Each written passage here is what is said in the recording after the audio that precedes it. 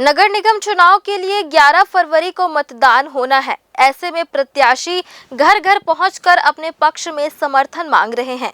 इसी कड़ी में वार्ड क्रमांक 61 से भाजपा प्रत्याशी राजेश दुसेजा भी लगातार जनसंपर्क कर लोगों से एक बार पुनः उन्हें जीत दिलाने की अपील कर रहे हैं। घर घर में उनकी सीधी पहचान भी है। यही वजह है कि लोग भी उन्हें अपना आशीर्वाद प्रदान करने के लिए तैयार हैं, क्योंकि राजेश इसी वार्ड से 3 बार के पार्षद हैं, तो वहीं यह उनकी चौथी पारी है।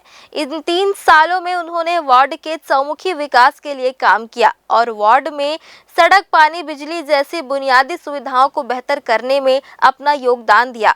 राजेश मानते हैं कि उनकी सबसे बड़ी चुनौती अब आगे हुंडई चौक में यातायात को व्यवस्थित करने के साथ नया अरपा पुल के बीच शौचालय नहीं होने से बाहर के आने वाले यात्रियों को समस्या होती है। ऐसे में उनकी यह दोनों कार्यों की प्राथमिकता चुनाव जीतने के बाद पूरा करने की है।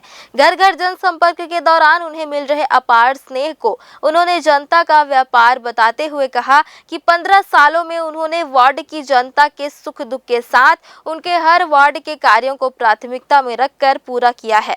यही वजह है कि वार्ड की जनता उन्हें मौजूदा समय पर विश्वास जता रही है। उनका दावा है कि अगर इस बार भी वह पार्षद के तौर पर निर्वाचित होते हैं तो वार्ड की समस्याओं का पूरी तरह से निदान करेंगे।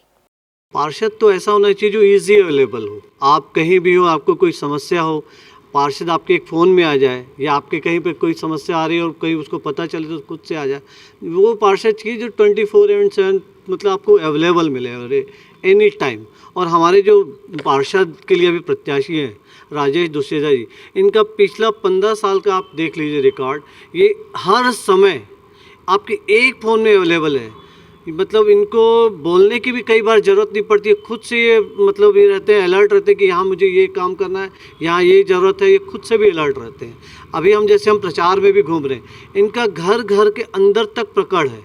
हर महिला, हर बच्चा इनको नाम से जानता है, इनके काम से जानता है। यहाँ हमको रहते 15 साल से ऊपर हो गया, और अभी पिछले माने कई चुनाव से तो दुसेजा जी एक बार उनकी मैडम भी रही हैं, ये भी रही हैं। तो जब भी ज़रूरत पड़ता है तो हम लोग इनको फ़ोन में संपर्क कर लेते हैं। वैसे भी आते जाते रहते हैं, और चाहिए तो वैसे ही जो सुख दुख में काम आ सकें लोगों के। और वैसे भी यहाँ समस्या की कमी तो रहती नहीं शहरों में या इस अपार्टमेंट वगैरह में, तो उसमें उनका मदद हमेशा आवश्यक होता है। मदद करते भी हैं।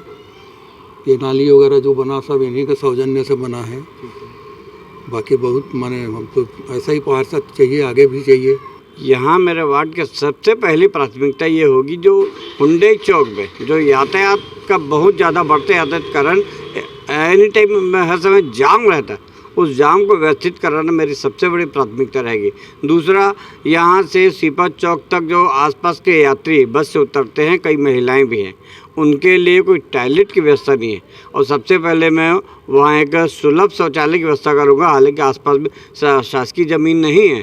पिछले 2018 के पहले माननीय अमरलाल जी जो हैं मंत्री थे नगरीय प्रशासन के, उन्होंने फंड दिया था, लेकिन शासकीय ज़मीन नहीं मिलने के कारण फंड वापस चला गया है। इस बार मेरी वो प्राथमिकता रहेगा। इस बार हमारे छत्तीसगढ़ में जो माननीय विष्णुदेव साय सरकार द्वारा जो महिलाओं के लिए, नारी शक्ति के लिए महतारी वंदन योजना चालू की है, उस योजना का हमें भरपूर लाभ मिल रहा है। और निश्चित हम बिलासपुर के अलावा पूरे छत्तीसगढ़ में भाजपा का महापौर लाएंगे, ये मेरी 100% गारंटी है। यहाँ सबसे बड़ी जो समस्या उद्यान और यह सामुदायिक भवन, चूँकि यहाँ शासकीय ज़मीन नहीं होने के कारण, रिहायशी एरिया है और यहाँ शासकीय ज़मीन नहीं होने के कारण मेरा प्रयास रहता है, लेकिन शासकीय ज़मीन उपलब्ध नहीं होने के कारण ये अभी तक नहीं हो पाया है। और मैं आगे निश्चित राजस्व अधिकारियों से मैं संपर्क करूंगा कि एक शासकीय ज़मीन हो जहाँ पे एक उद्यान, कम से कम सरकंडा क्षेत्र में उद्यान की व्यवस्था हो जाए।